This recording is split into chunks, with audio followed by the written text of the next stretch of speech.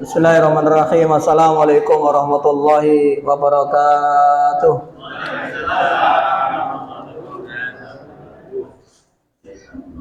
Alhamdulillah.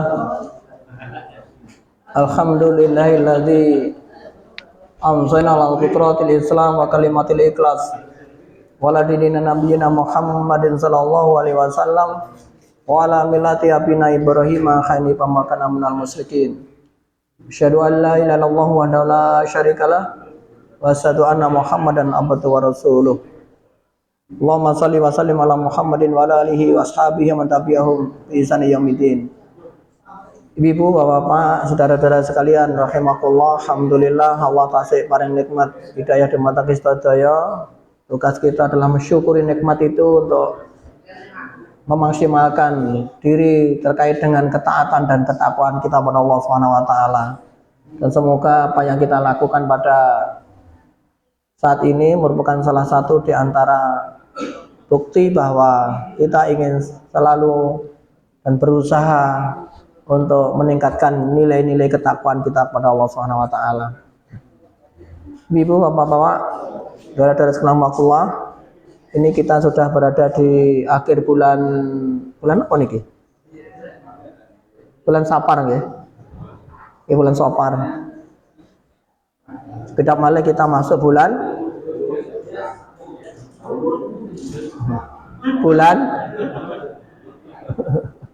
apa? Rabiul Awal. Ngapunten. Nah, insya Allah tema-tema kita selama 1 bulan ini kami akan menyampaikan terkait dengan tema-tema yang berhubungan dengan Maulid, berhubungan dengan Rasulullah SAW. Ada request sebenarnya terkait dengan Tibun Nabawi, terkait dengan melanjutkan tema-tema kemarin terkait dengan alam gaib. Tapi kami ngapunten, kami nanti minta untuk diberikan kesempatan untuk menyampaikan tema-tema terkait dengan Rasul. Bapak Ibu, yang pertama kami ingin sampaikan kebutuhan kita akan seorang Rasul. Hajatul insan ila Rasul. Kebutuhan manusia akan Rasul atau kepada seorang Rasul, seorang utusan dari Allah Subhanahu wa taala.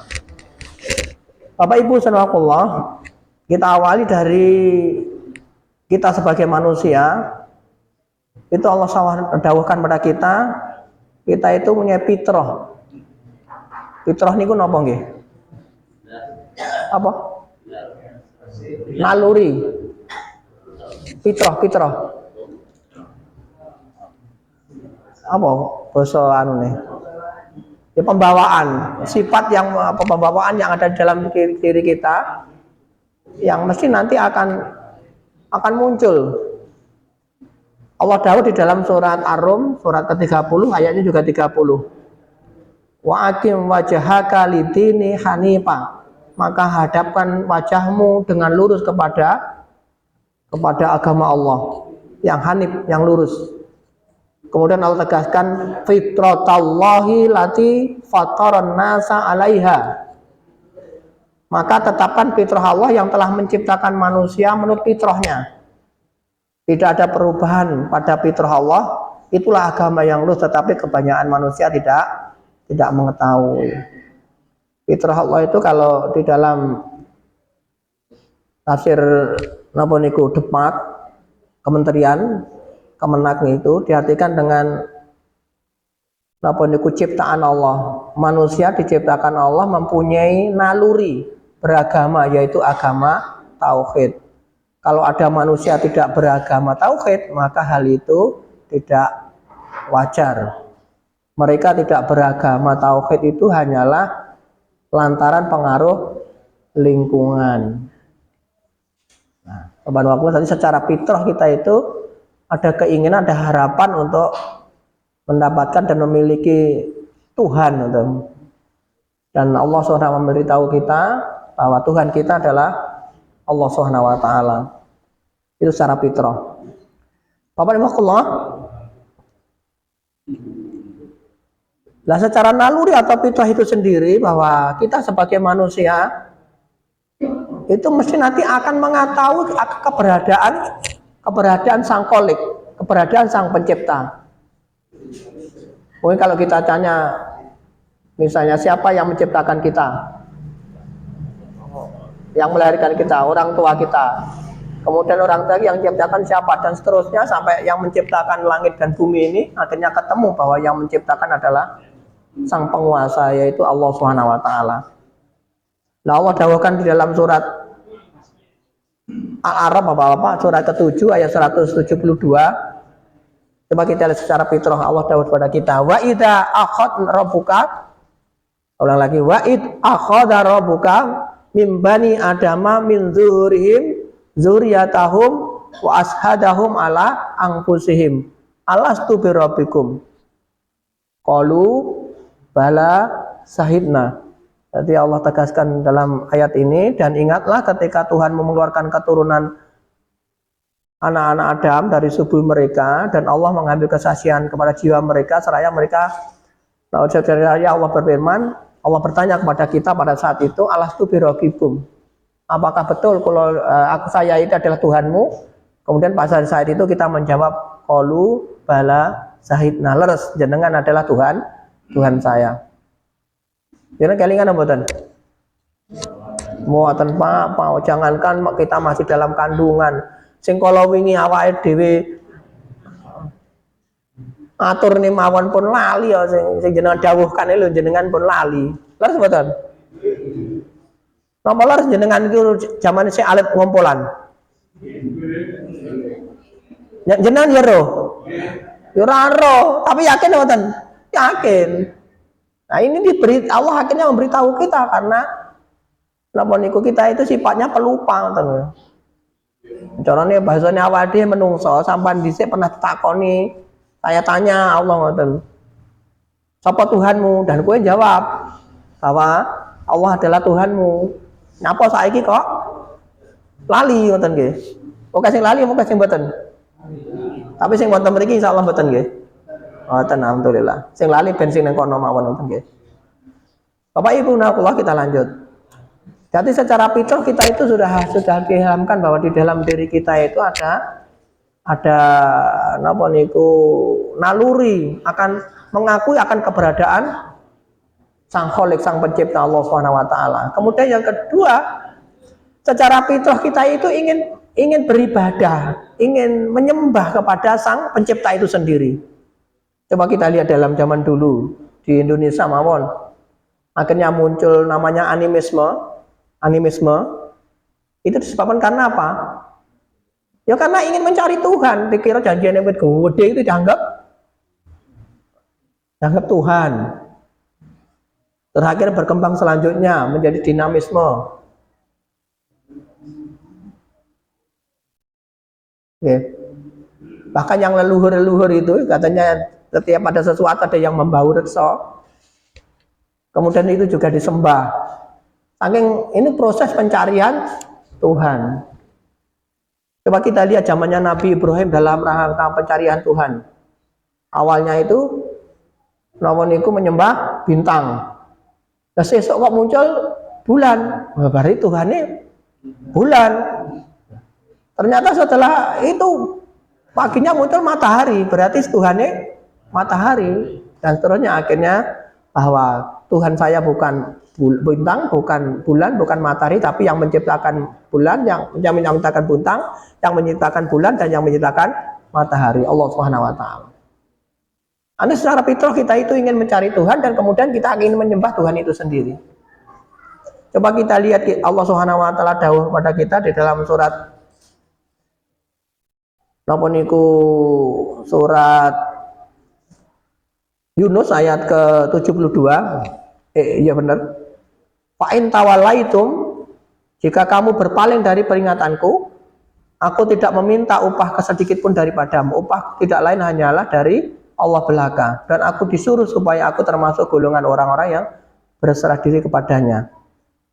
Al-Baqarah 21, ya Yohanes, hai manusia, sembahlah Tuhanmu yang telah menciptakanmu dan orang-orang sebelummu, agar kamu bertakwa.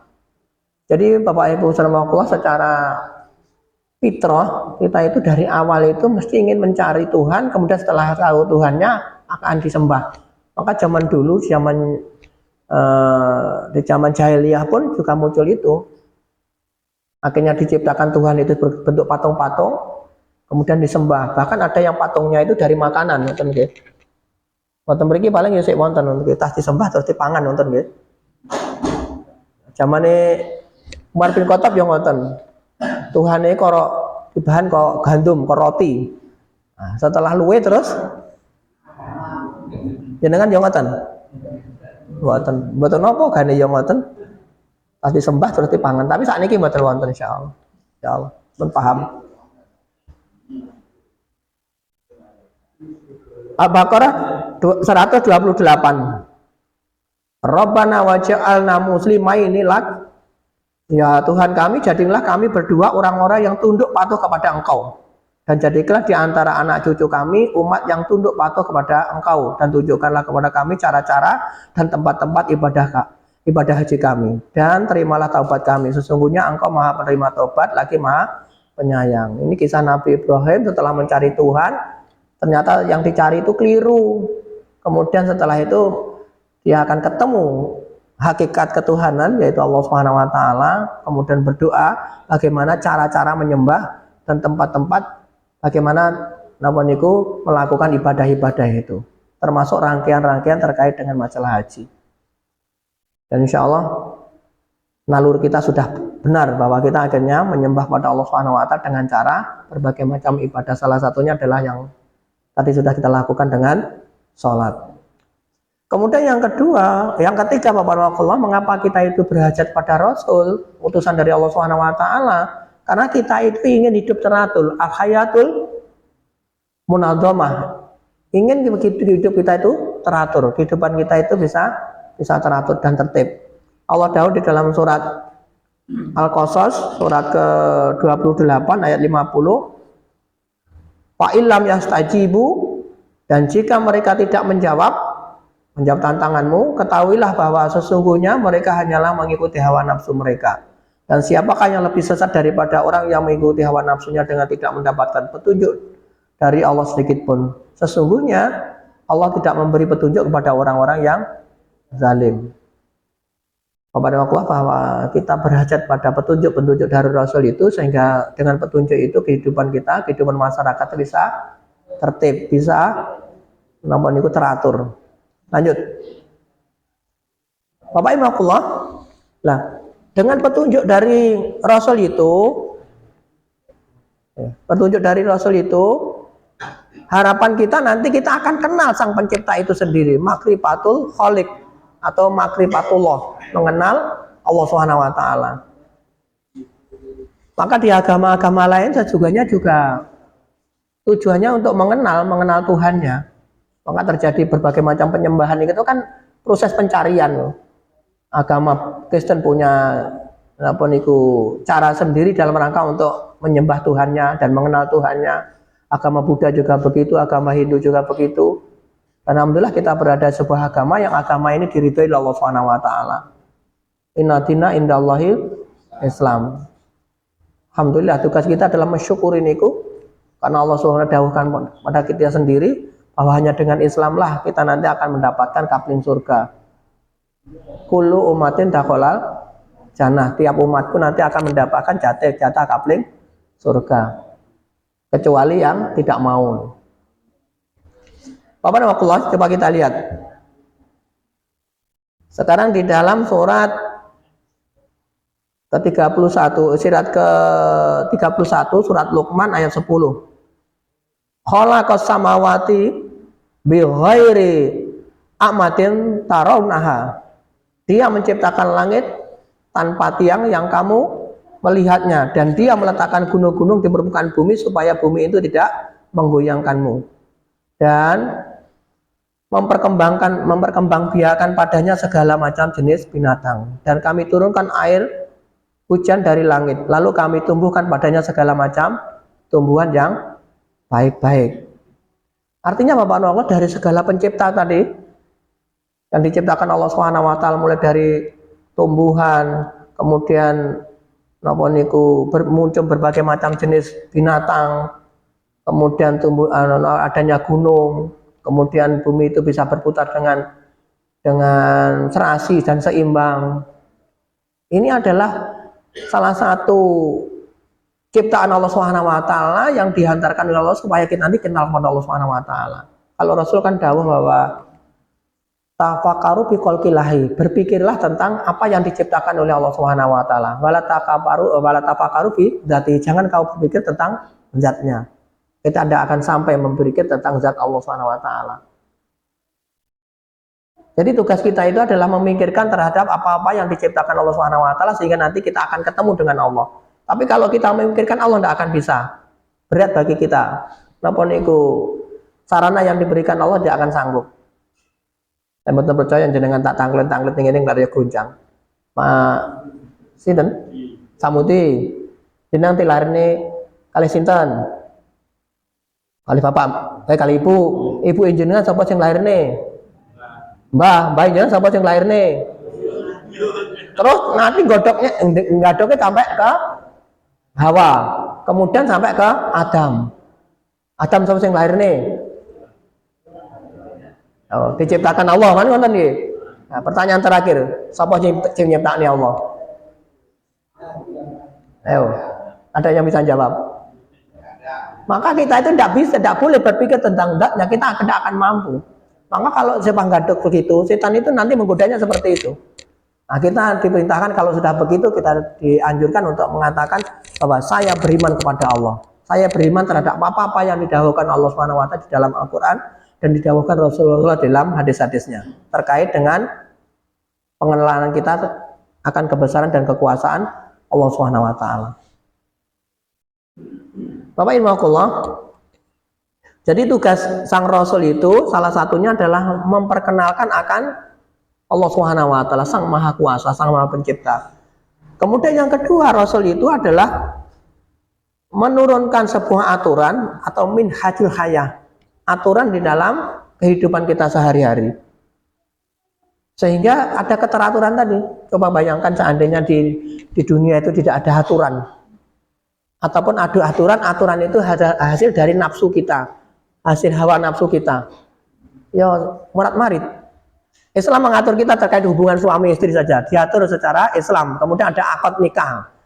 Yang tidak akad nikah berarti tidak sah. Kalau tidak sah berarti haram. Coba kalau tidak ada aturan itu, piye jajale? Ayo. Iki kaya apa? Kaya pitik. Pitik nggoda sik dikabruk. Bayangkan. Ini masalahnya sekedar masalah akad nikah saja, belum yang lain-lain luar biasa. Islam itu sudah mengatur.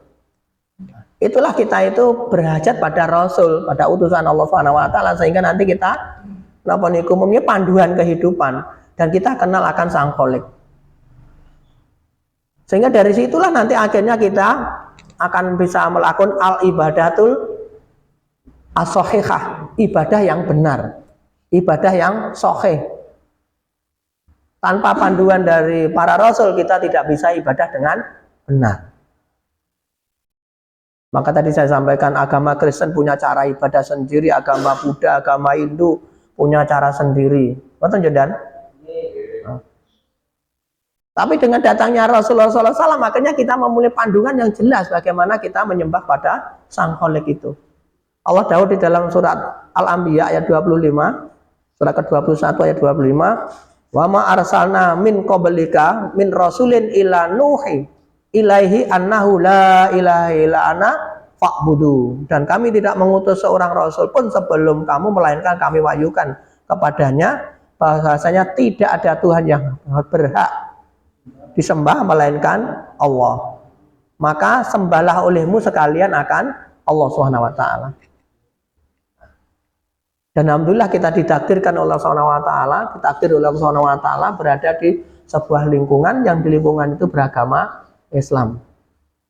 Jadi awal dhewe niku ya alhamdulillah ya ora ketepaan nggih. Disyukuri mawon awal dhewe dibesarkan dalam lingkungan Islam. Kalau tidak ya bisa di lingkungan lain ngoten nggih. Yang di lingkungan lain Allah tadi sudah menamakan bahwa selain Islam tidak diterima oleh Allah Subhanahu wa taala. Mungkin jenengan nggih bayang lha piye wong ya apik-apik wong di luar agama Islam ya apik-apik kok napa niku kok ora dilebokne surga ngoten nggih. Ndak mesakne ngoten nggih. Lanjut aja bahasanya.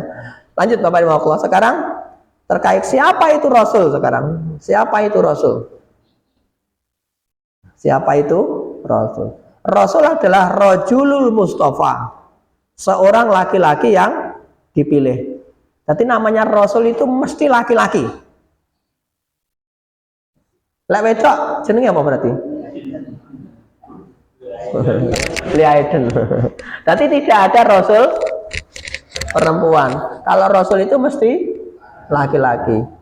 Karena Nabi di sini adalah Ar-Rajulu Mustafa, seorang laki-laki yang terpilih. Kemudian Al-Mursalu minallah, yang diutus oleh Allah. Lek diutus dari mbah-mbahe mboten saged, diutus dari malaikat juga tidak bisa. Yang mutus adalah langsung dari Allah. Kemudian birisalati ilan nas. Kemudian membawa risalah, membawa aturan, membawa manhaj kepada manusia. Itu namanya Rasul. Ulang lagi, Rasul itu adalah seorang laki-laki yang dipilih oleh Allah Subhanahu wa taala untuk membawa risalah atau aturan kepada manusia. Nah, sekarang kita masuk ke Rasul. Kita lihat dalil-dalilnya sekarang. Kita awali dari surat Al-Kahfi, surat ke-18 ayat 110. Kul innama ana basyarum mislukum yuha ilaya annama ilahukum ilahu wahid. Faman kana yarju liqa rabbih falyamal amalan sholihan wala yusrik bi ibadati rabbih ahada. Alhamdulillah, mantap. Surat Al-Kahfi ayat terakhir. Katakanlah sesungguhnya aku ini manusia biasa seperti kamu. Jadi Rasul itu adalah manusia biasa seperti kelayaan manusia. Yang diwahyukan kepadaku bahwa sesungguhnya Tuhan kami itu adalah Tuhan yang Maha Esa. Barang siapa mengharap perjumpaan dengan Tuhannya, maka hendaklah ia mengerjakan amal yang soleh dan janganlah ia mempersekutukan seorang pun dalam beribadat kepada Tuhannya. Kira-kira awake dhewe niku Rasul iku kok jin to kok malaikat ngono kira iso nyontoh mboten? Ya mboten. Kira-kira lek jenengan Rasul kalau malaikat ngono ya ora iso ngrasakne hubungan suami istri kan.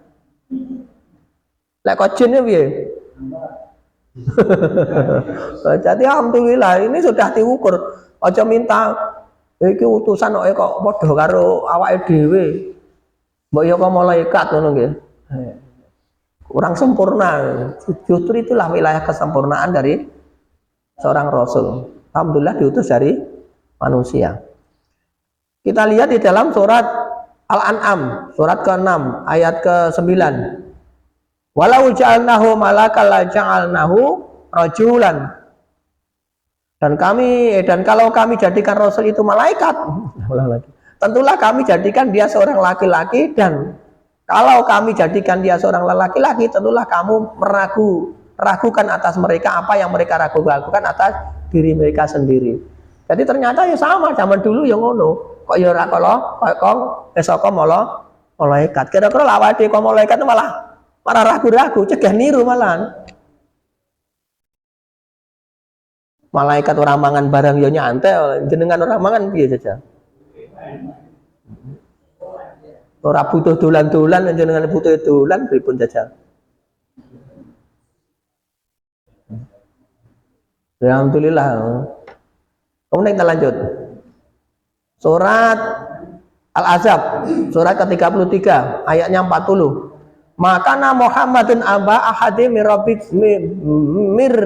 rijalikum walakin Rasulullah wa khatamal nabiyyin. Muhammad itu sekali-kali bukanlah bapak dari seorang laki-laki di antaramu, tetapi dia adalah Rasulullah dan penutup nabi-nabi. dan Allah Maha mengetahui segala sesuatu. Jadi ini sudah dinyatakan oleh Allah bahwa Muhammad itu adalah penutup para nabi. Jadi kalau nanti ada muncul nabi-nabi baru, kita berhak dan layak untuk menolaknya.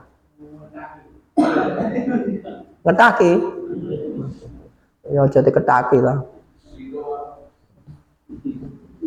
Pokoknya kita tidak boleh yakin. Lanjut. Nah, kemudian Rasul itu apa yang dilakukan? Yang pertama adalah hamilur risalah. Rasul itu adalah pembawa risalah. Jadi setiap rasul yang diutus sih mesti membawa risalah. Coba kita lihat Allah Daud di dalam surat Al-Maidah ayat ke-67. Ya ayyuhar rasul, hai rasul, sampaikanlah apa yang diturunkan kepadamu dari Tuhanmu. Dan jika tidak kamu kerjakan apa yang diperintahkan itu, berarti kamu tidak menyampaikan amanahnya. Allah memelihara kamu dari gangguan manusia. Sesungguhnya Allah tidak memberi petunjuk kepada orang-orang yang kafir. Jadi ini Allah dawuh kepada Rasul bahwa Rasul itu salah satu tugasnya adalah menyampaikan risalah, apa yang datang dari Allah SWT kepada manusia. Jika tidak dikerjakan berarti tidak amanah. Jadi semua apa yang datang dari Allah SWT semuanya diberikan pada kita dengan beransur-ansur. Kalau Rasulullah selama berapa tahun itu? Hampir 23 tahun beransur-ansur. Semuanya sudah sempurna, tidak ada yang tersembunyi dan tidak ada yang disembunyikan. Semuanya sudah diberikan. Lawade biasanya tiga ilmu kan di tintet titik ngono ya. Misalnya jenengan seorang pendekar duwe jurus 100, ngono ya sing tingahne ya 99, sing siji tinggi simpenan ngono. Jurus pamungkas gitu. Tapi Rasul semuanya diberikan, itu namanya Rasul. Kalau Rasul ngentet berarti tidak amanah, itu bukan seorang Rasul. Jadi ayat-ayat dalam Al-Quran semuanya sudah diberikan pada kita, tidak ada yang terselip, gitu. Kemudian Allah berjanji, Allah melindungi kamu dari gangguan manusia. Walaupun nanti dalam perjalanan banyak masalah, banyak ujian, banyak tantangan, tapi Allah akan pelihara. Termasuk kita, Bapak Allah, walaupun nanti kita dalam mengamalkan Islam itu banyak gangguan dan tantangan, nanti Allah akan jaga kita. Kenapa ada kadang-kadang tilok ni titik, ti nopo niku, ti rasani titik, ono pun bingung ngoten nggih. Bingung napa mboten? Ya nyantai saja, nanti Allah akan melindungi, ini janji dari Allah Subhanahu wa taala. Kemudian Allah tegaskan sesungguhnya Allah tidak memberi petunjuk kepada orang-orang yang kafir, orang yang menolak. Memang mereka itu tidak diberikan petunjuk oleh Allah Subhanahu wa taala. Jadi bagi kita ya jatuhnya ndak dikasih petunjuk ya ndak paham, ndak ngerti ngoten nggih. Ya mesti nanti memusuhi kita. Kemudian yang kedua, bahwa Rasul itu adalah qudwatun fi tabaqi risalah. Rasul itu adalah teladan dalam menjalankan risalah. Jadi Rasul itu adalah teladan dalam mencontohkan atau apa yang dirisalahkan kepadanya, pada kita semua. Jadi kalau Rasul dawuh ngeten kan yang contoh nih, janji dawuh ngeten enten contoh nih, mboten enten dawuh sing mboten enten contoh nih. Maka sampai Allah SWT melarang kita di dalam surat Shaf itu, sungguh besar dosanya orang-orang yang mengatakan apa yang tidak dikerjakan, tidak diamalkan. Allah dawuh di dalam surat Al-Ahzab ayat 21, laqad kana lakum fi rasulillahi uswatun hasanah. Sesungguhnya telah ada dalam diri Rasulullah SAW suri teladan yang baik bagi orang-orang yang mengharap rahmah, kasih sayang dari Allah dan kedatangan hari kiamat, dan dia banyak menyebut Allah. Kemudian di dalam surat ke-60, surat Al-Mumtahanah juga Allah dawuh bahwa qad kanat lakum uswatun hasanatun fi Ibrahim. Sesungguhnya telah ada suri teladan yang baik bagimu pada Ibrahim dan orang-orang yang bersama dengan dia. Jadi Bapak Nakullah, tugas kita selanjutnya sebagai pewaris para rasul, sebagai pewaris para nabi adalah juga memberikan keteladanan kepada orang-orang di bawah kita. Dengan di keluarga menjadi teladan, dengan berada di masyarakat jadi teladannya, Jenengan berada di lingkungan jadi teladannya. Insya Allah sampun menjadi teladan nggih. Ya sampun, teladan baik apa buruk? Baik, alhamdulillah. Karena ada yang menjadi biang kerok nonton nggih. Ada kan? Tapi mboten mriki insyaallah mboten sedaya jadi teladan terbaik. Menjadi pewarisnya para nabi. Bapak Ibu Nakullah, sekarang ke poin ini, alamatur rasul. Ciri-ciri alamat tanda-tanda seorang rasul. Alamatul rasul. Yang pertama adalah rasul itu as-sifatul asaksiyah. Rasul itu memiliki sifat-sifat dasar. Memiliki sifat-sifat khusus mungkin nggih. Sebagaimana yang Allah dawuhkan di dalam surat Al-Qalam surat ke-68 ayat 4, wa innaka la'ala khuluqin azim. Dan sesungguhnya kamu benar-benar berbudi pekerti yang agung. Nanti selanjutnya insya Allah nanti kita bahas di pertemuan berikutnya terkait dengan sifat-sifat seorang rasul. Kemudian yang kedua, ciri-ciri seorang rasul itu, tadi yang pertama adalah mempunyai sifat khusus, ya. Kemudian yang kedua, itu memiliki al-mujizat. Memiliki mujizat. Setiap rasul diutus ini mesti memiliki mujizat. Apakah Muhammad Rasulullah juga memiliki mujizat? Iya. Mujizat yang paling mendasar dan yang paling bisa kita rasakan adalah Al-Quran. Sampai sekarang kita rasakan. Karena Al-Quran itu satu ayat pun tidak ada yang meleset dari hidup dan kehidupan kita. Maksudnya sesuai dengan kehidupan ini. Allah dawuh di dalam surat Al-Hijr, surat ke-15 ayat ke-9, inna nahnu nazzalna dzikra wa inna lahu lahafidun. Sesungguhnya kami Allah yang menurunkan mukjizat itu kepada Rasulullah berupa Al-Quran. Dan sesungguhnya Al-Quran itu kami benar-benar pelihara. Kami memeliharanya. Jadi Allah sendiri yang menurunkan kepada Rasulullah SAW dan Allah sendiri nanti akan menjaga. Sampai per huruf-hurufnya kemarin ada kesalahan cetak, akhirnya juga ketahuan, kemudian ditarik semuanya untuk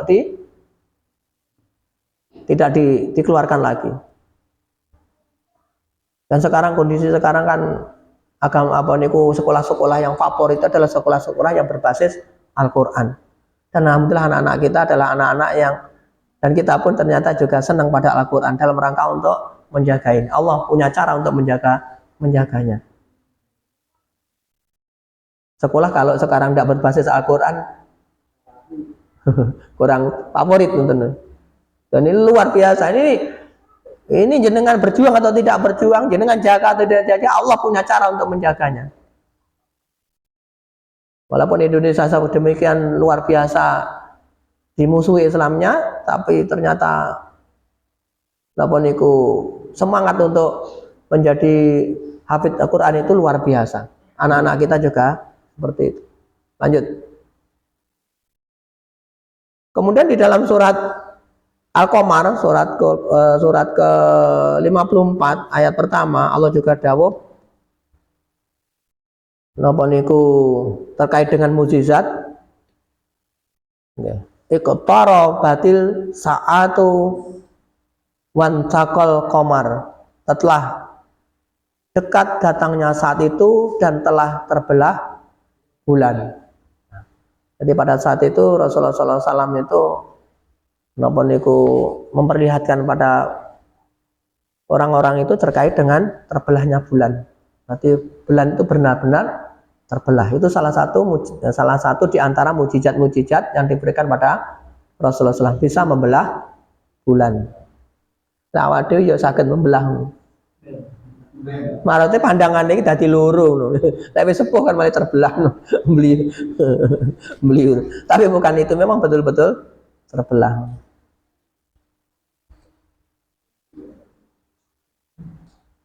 Lah nanti ada orang mengaku sebagai rasul tapi tidak punya mujizat juga masalah. Tapi sudah tidak ada rasul lagi karena tadi sudah nabi saja sudah tidak ada, apalagi rasul. Kemudian yang ketiga, ciri-ciri sifat alamat seorang rasul itu adalah al-basyarat. Ada berita kedatangan untuk. Jadi Rasulullah SAW itu sudah dibasyirohkan, sudah sampaikan kedatangannya dari kitab Taurat, kitab Injil, itu sudah memberitahu bahwa nanti akan datang seorang rasul. Kita lihat di dalam surat ke-61, surat As-Saff ayat ke-6, Allah dawuh, wa id qala Isa bin Maryam, dan ingatlah ketika Isa ibnu Maryam berkata, hai Bani Israel, sesungguhnya aku adalah utusan Allah kepadamu, membenarkan kitab sebelumku, yaitu Taurat, dan memberikan kabar gembira dengan datangnya seorang rasul yang akan datang kepadaku, yang namanya Ahmad. Namanya Ahmad, disebut sifat-sifatnya. Kalau orangnya namanya Muhammad. Maka tatkala Rasul itu datang kepada mereka dengan membawa bukti-bukti yang nyata, mereka berkata, ini adalah sihir yang nyata. Allah paling ngapusi sihir saja. Awal dhewe kan yang ngonten lek wis ini ternyata Mas Santi tenani terus awal dhewe kan yang ngonten, muga-muga mboten wonten. Dilanjutkan dua saja lagi ya, nanti singkat, nanti insya Allah kita ulang lagi di pertemuan.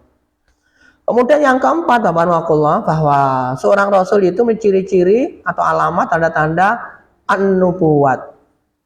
Ada berita-berita kenabian. Dari sebelumnya sudah ada berita-berita akan turunnya seorang nabi. Misalnya Allah Daud di dalam surat Al-Hajj, atau di dalam surat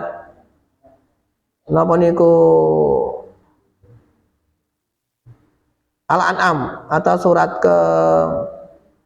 yang pendek saja, surat ke 25, surat Al-Furqan ayat 30. Wa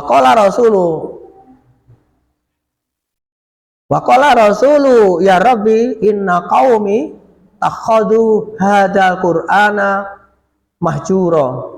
Berkatalah Rasul, ya Tuhanku, sesungguhnya kaumku menjadikan Al-Quran itu sesuatu yang tidak diacuhkan. Walaupun Al-Quran, di dalam Al-Quran itu sudah dikumpulkan berita-berita yang luar biasa, tetapi banyak yang tidak mengindahkan. Kemudian yang kelima, bahwa alamat atau ciri-ciri seorang Rasul itu adalah memiliki atamarat, memiliki hasil, memiliki tanda khusus atau hasil dari dakwahnya, sebagaimana yang Allah dawuhkan di dalam surat Muhammad ya, surah Afat, surat 48 ayat pertama itu, ayat ke-29 ayat terakhir. Muhammad Rasulullah, Muhammad itu adalah Rasulullah, waladzina ma'ahu asyidau ala kufar ruhamau bainahum. Muhammad itu adalah utusan Allah, dan orang yang bersama dengan dia adalah keras terhadap orang kafir, tetapi berkasih sayang kepada sesama muslim, sesama mereka. Nah, itu diantara ciri-ciri tanda-tanda hasil daripada kerasulan. Nah, seperti kita nanti juga akan muncul sebagaimana Rasulullah SAW, bahwa orang-orang yang ahli sholat bukan nanti akan muncul tanda-tandanya. Orang yang ahli jihad nanti juga akan muncul tanda-tandanya. Orang yang ahli wudhu nanti juga akan muncul tanda-tandanya. Nah, Rasul juga, umat Rasul nanti juga keluar tanda-tandanya. Sampai Rasul itu ditanya oleh para sahabat, ya Rasul, jenengan kok dawuh bahwa nanti umat-umat di belakang jenengan itu nanti akan menjadi umatmu dan akan menjadi penghuni surga.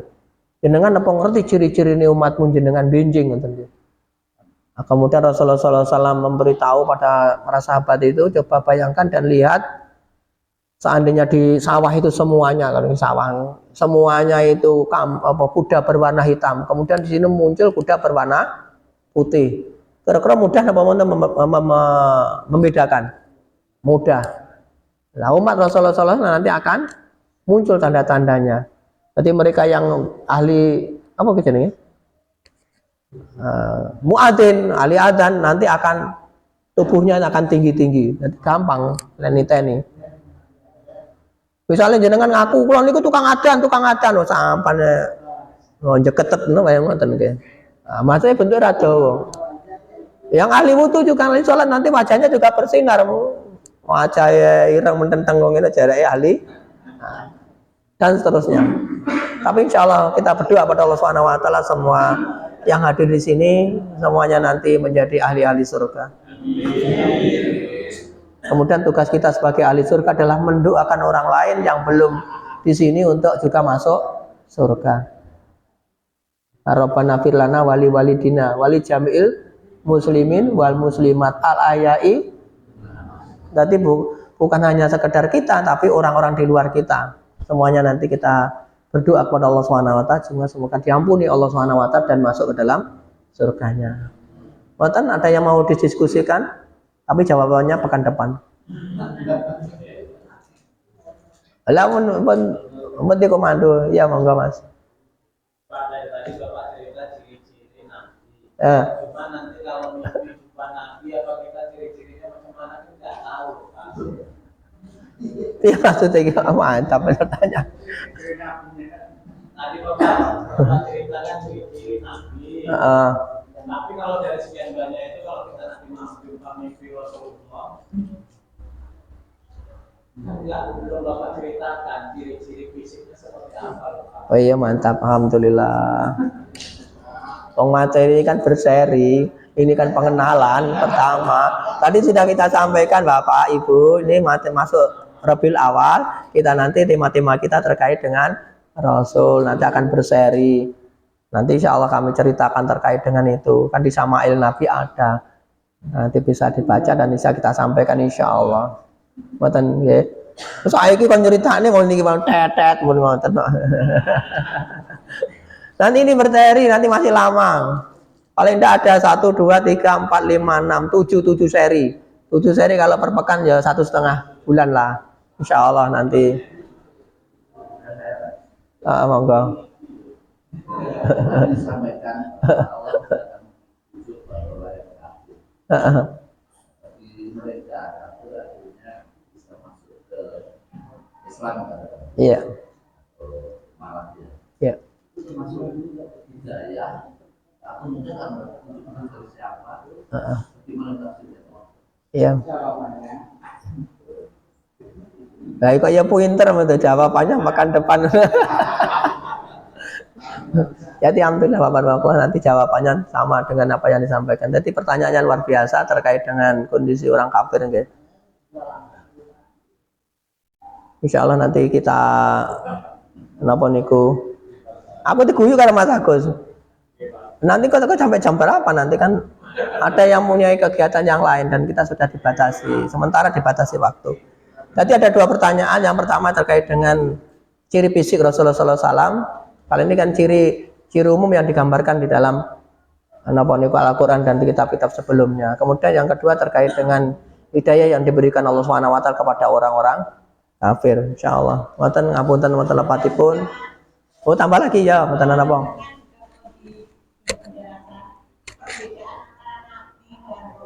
Oh iya perbedaan Nabi dan Rasul insyaallah. Berarti kono yang ngono jawabannya. Iya, ngapunten ya Bu. Ini masih tertutup dan terbatasi oleh waktu insya Allah. Tadi ada 3 pertamaan, perbedaan Nabi Rasul, kemudian terkait dengan ciri fisik dan hidayah kepada orang kafir. Ngoten ngapunten nomor telepatipun kita akhiri dengan hamdalah dan doa kafatul majelis. Subhanakallahumma wa bihamdika asyhadu alla ilaha illa anta astaghfiruka wa atubu ilaik. Assalamualaikum warahmatullahi wabarakatuh.